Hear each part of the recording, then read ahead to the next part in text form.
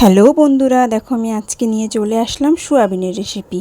দেখো সোয়াবিনগুলোকে আমি ধুয়ে চিপে বাটিতে নিয়ে নিয়েছি। এখন লবণ হলুদ দিয়ে সোয়াবিনগুলো মেখে রেখে দেবো, তাহলে খেতে ভালো লাগে। সোয়াবিনেতে লবণ হয়, লবণ হলুদ দিয়ে আমি মাখছি। দেখো আমার মাখা হয়ে, তোমরা সবাই কেমন আছো?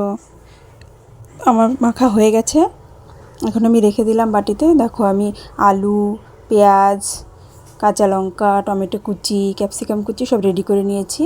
মিক্সিতে আমি আদা কুচি, টমেটো কুচি, মশলার জন্য পেঁয়াজ কুচি, কাঁচা লঙ্কা সব দিয়ে দিলাম। এগুলোকে পেস্ট করে নেব। এই যে রসুন দিয়ে দিলাম। এখন দেখো আমার মশলাটা পেস্ট করা হয়ে গেছে। এবার চলে যাব রান্নাতে। দেখো আমি কড়াইয়ে তেল দিয়ে দিলাম, অল্প তেল দিলাম। আমি সোয়াবিনগুলোকে হালকা করে ভেজে উঠিয়ে নেব। সোয়াবিনগুলোকে দেখো ভাজা করছি, লাল লাল করে সোয়াবিনগুলোকে ভেজে নেব। আমার সোয়াবিনগুলো দেখো ভাজা হয়ে এসেছে। এখন আমি তুলে নেব এগুলো। দেখুন সোয়াবিনগুলোকে তুলে নিচ্ছি। এখন আবার তেল দিয়ে দিলাম আমি কড়াইতে। এবার আলুগুলো দিয়ে দিব।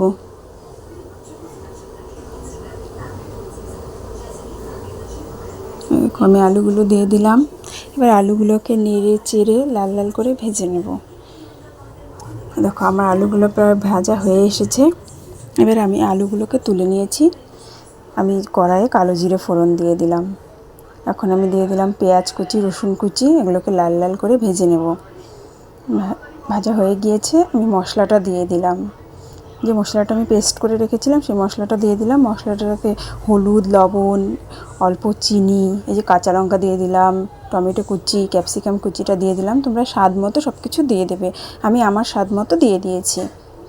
ভালো করে মশলাটাকে কষিয়ে নেব। এরকম মিক্সি বাটিটা ধুয়ে একটু জলটাও দিয়ে দিলাম। দিয়ে মশলাটাকে সুন্দর করে ঢেকে কষিয়ে নেব ভালো করে, যাতে তেল ছেড়ে দেয় মশলাটা। দেখো মশলাটা আমার কষানো হয়ে গেছে। এখন আমি আলু দিয়ে দেব। আলুগুলো দিয়ে দিলাম। আলুগুলো দিয়ে ভালো করে নেড়ে চেড়ে মিশিয়ে নেব। মেশানো হয়ে গেছে, আমি সোয়াবিনগুলো দিয়ে দিলাম। আমি সোয়াবিনগুলো দিয়ে আমি ভালো করে কষিয়ে নেব, মশলাগুলো যাতে সোয়াবিনের গায়ে লাগে। ভালো করে দেখো আমি কষাচ্ছি। আমি কষানো হয়ে গেল। এবার আমি জল দেবো, আর একটু কষিয়ে নিয়ে আমি পরিমাণ মতো জল দিয়ে দেবো। দেখো আমি পরিমাণ মতো জল দিয়ে দিলাম। এখন জল দিয়ে আমি ফুটতে দিব, হাই ফ্লেমে ফুটতে দেবো কিছুক্ষণ। তারপরে আমি ফ্লেমটা কমিয়ে দেবো গ্যাসে। দেখো ফুটে উঠেছে, এখন আমি গ্যাসের ফ্লেমটা কমিয়ে দেবো। কি সুন্দর হয়েছে না?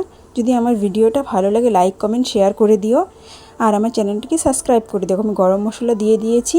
এখন নেড়ে চেড়ে আমি নামিয়ে নেব। তোমাদের কার কার ভালো লাগে সোয়াবিন আমাকে কমেন্টে জানিও। তোমাদের যদি ভালো লাগে এরপরে আরও নতুন নতুন রেসিপি নিয়ে আসবো তোমাদের সামনে। দেখো আমার সোয়াবিনটা পুরো রেডি হয়ে গিয়েছে। তো টাটা, সবাই ভালো থেকো।